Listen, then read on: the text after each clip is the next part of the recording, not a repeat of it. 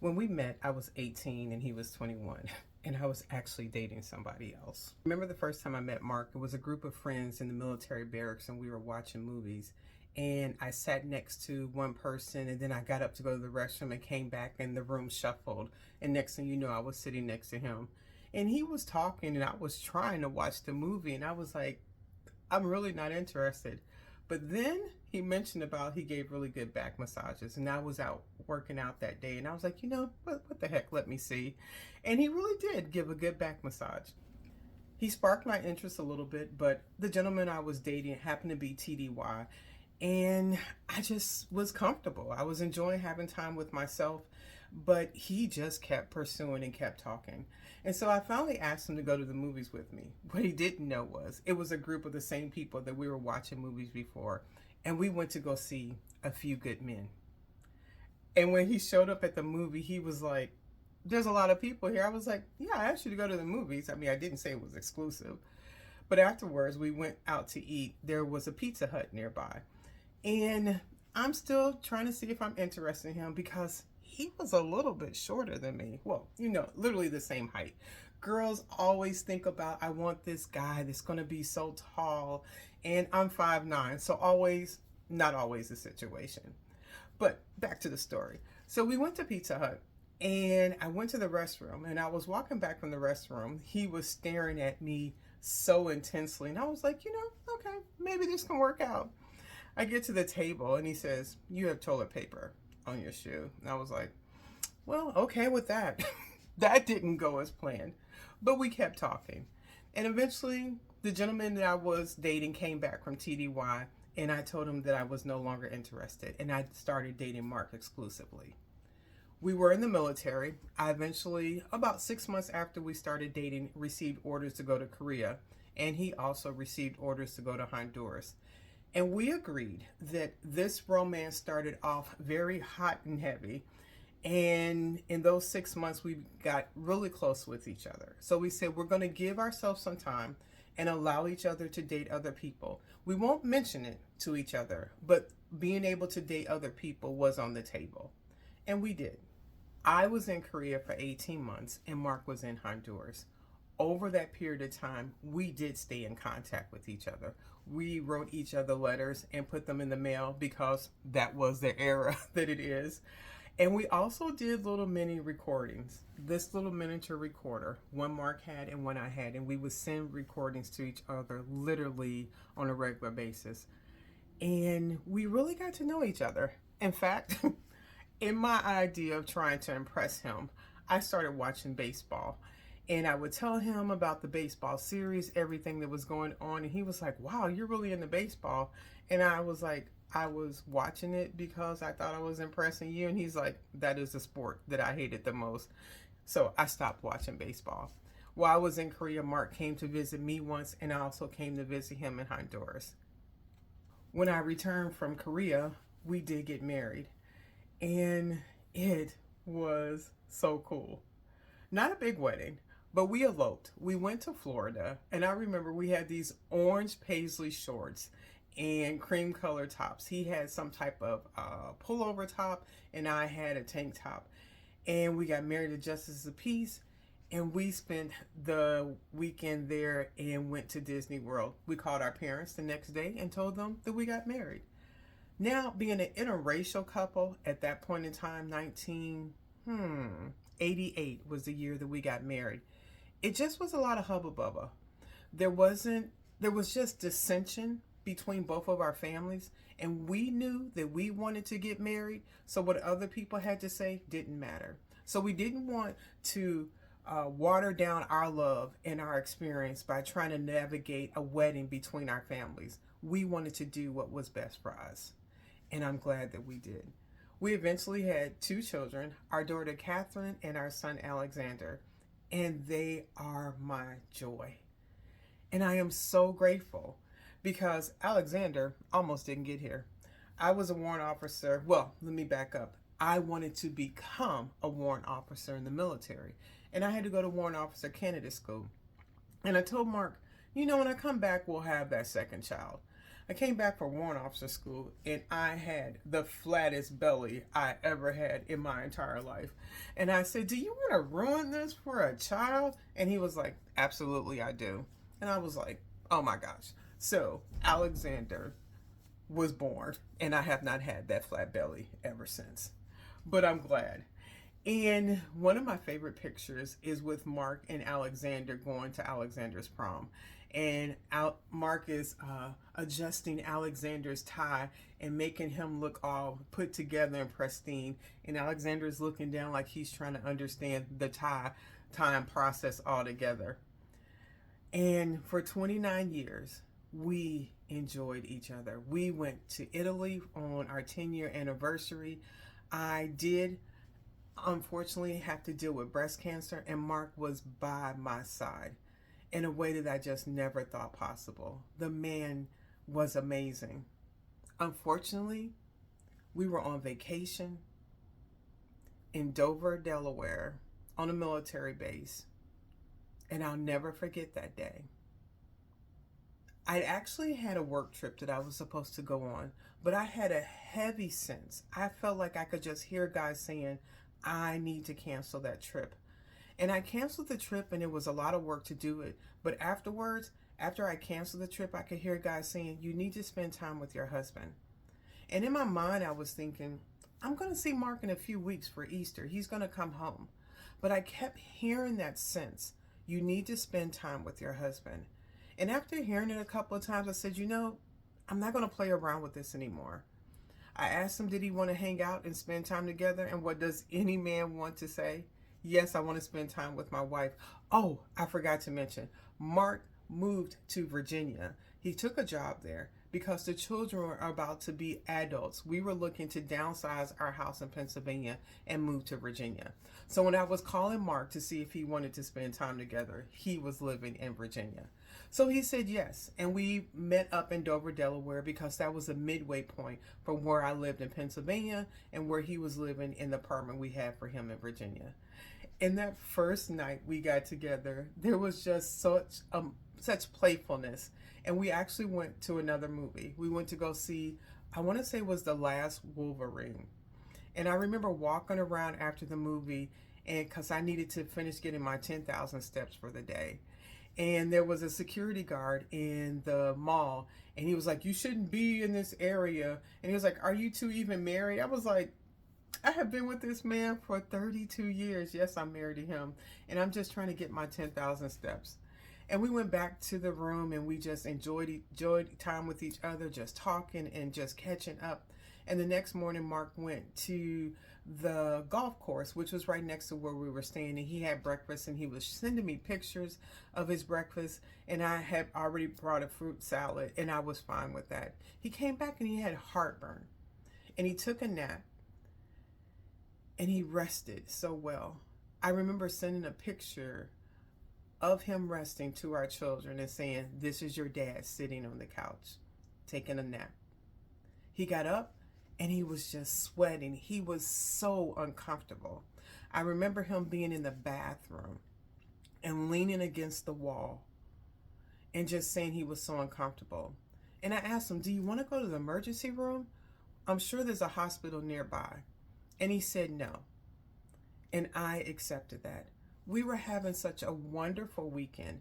I didn't want to ruin it with being a nag and getting on his nerve and asking him to do something and then him being frustrated. So I just let it go. I went and sat on the bed, and I was doing something, watching a show or something on my tablet, and I heard a loud noise. And I came over to the bathroom, and Mark was face down, and there was blood everywhere. And I was trying to figure out what happened. In my mind, the sweating, he slipped and he fell, but he would not respond. And I thought, do I start CPR? But if I start CPR, I can't stop. I have to call down to the front desk for somebody to call emergency services. And I did, and they got there so quickly. And military installation, they are armed, and they're pushing me out of the room. And I'm now at the end of the hallway, and I am on the phone with my sister, and I am screaming and telling them what is going on. And I'm saying, but I love him. How How can this be happening? This cannot be how our love story ends. But it was. They took him to the emergency room. And Mark coded several times. And he did not make it. I remember when the doctor first told me that he had a major heart attack, and trying to understand what the words they were telling me, and going from one waiting room to another. And then the doctor coming in and telling me, your husband has coded so many times, and I know you said that you have a living will. And just when I was going to have to make a very tough decision, part of the medical staff came in and said that they could not resuscitate him, that he had passed from this world. And I wanted to see him immediately. And they told me I had to wait. And that was the longest wait. And I went into the room and I literally climbed on that table with his body. And I just laid next to him. And I screamed and I cried. And I was touching his hand. And I was like, this hand was just touching me, and now it's cold. And I knew my husband was no longer in this world. And that was the beginning of what felt like the end of living to me. I could not comprehend that this had taken place. How was I going to get home? What was I going to do? My daughter comes to the hospital and trying to comfort her, and everything that needed to happen going forward. Planning my husband's funeral, telling his family, calling his coworker, so many different things. I never heard of the word grief fog or having this mental incapacity to think, but I went from being a high functioning person to literally not being able to comprehend simple tasks and instructions. And I was floating through my life like that for 9 long months of trying to understand, what do I do now as an individual? Who is Tina without saying Tina and Mark? I am so grateful for my therapist. I am so grateful for my siblings. I am so grateful for all my family and my friends that allowed me to repeat over and over how difficult it was living without Mark. How difficult it was defining myself.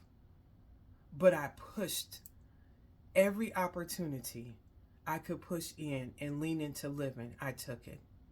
I eventually relocated to Virginia, which was our master plan. And my middle sister, Yolanda, relocated here too. And I started to smile again. I started to realize life for me has purpose, that I am still here and I am still writing my journey. And my ability to open myself up eventually to love was probably one of the most scariest things that I have done since Mark died. I remember opening up a dating app and putting in a profile and crying at the same time. I remember meeting gentlemen online, talking to them with a DBA phone number and trying to figure out how I would even connect with anybody after being with my husband for 32 years. And then on Zooks, I met a gentleman, and his name is Fred.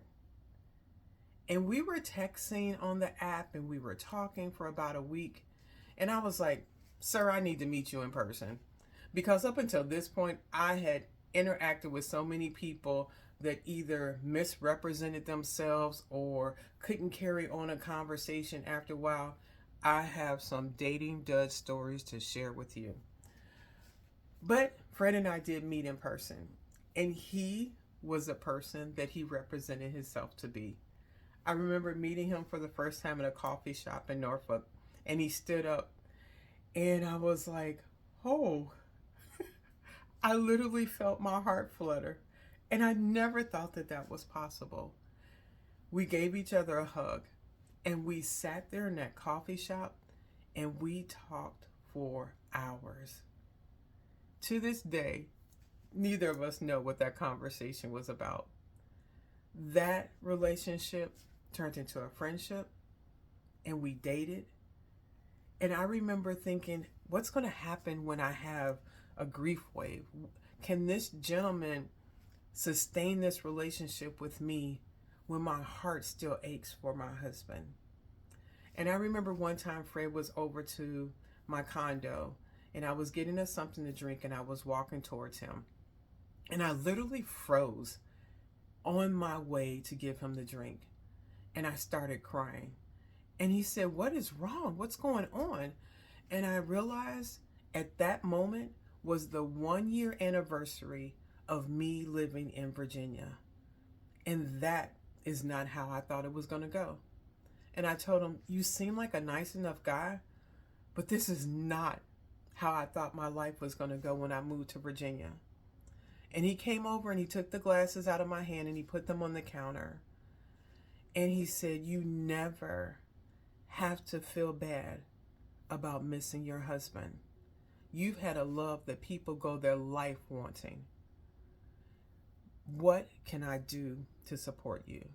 Do you want me to leave? Do you want me to stay? Can I hug you? Tell me what you want me to do and I'll support you." And I knew at that moment, this gentleman had potential. He saw me, he understood me, and he was not pushing me through my emotions. Fred and I dated for 3 years, and we got married in February of 2022. And this experience that I have had is one that I want to share with you. The hope and the possibility of being able to organically find someone that you can still share this love with, that will still love you and meet you right where you're at. Even to the point, about a month or so just before the wedding, I was at work one day and one of my coworkers said, "What are you going to do about your last name?" And I was like, "My what?" And he said, "Well, what does Fred think about you changing your last name?" And I was like, "We've never had that conversation." And when I think of my last name, it makes me think of Mark. It makes me think of home. It makes me think of comfort.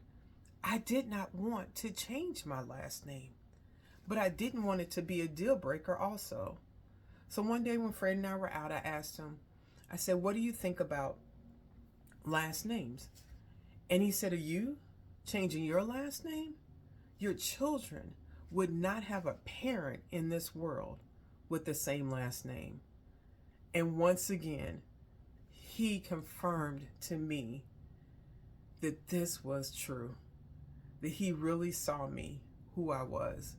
Now, the other thing he said, he could have kept. He said, "Also, you're kind of old to be changing your name. That's complicated." I was like, "Sir, you could have kept that. That you could have kept to yourself." But humor is also part of our relationship. There are some times when we end the evening that we are laughing hysterically. I never thought that after being with my husband for 32 years, that I could literally hold another man's hand. But I tell you, I feel like I have been with Fred forever. This version of my life, I am very pleased with. It's not a version I thought I would have, but I have learned to lean into love and to accept love and still carry my flame and love for Mark at the same time. So every time I am sharing something with you on Dating a Widow, know it is something I have lived through or experience I am sharing with you from another widower. Thank you for being here with me. Please hit subscribe and stay tuned for the next episode on Fridays at noon.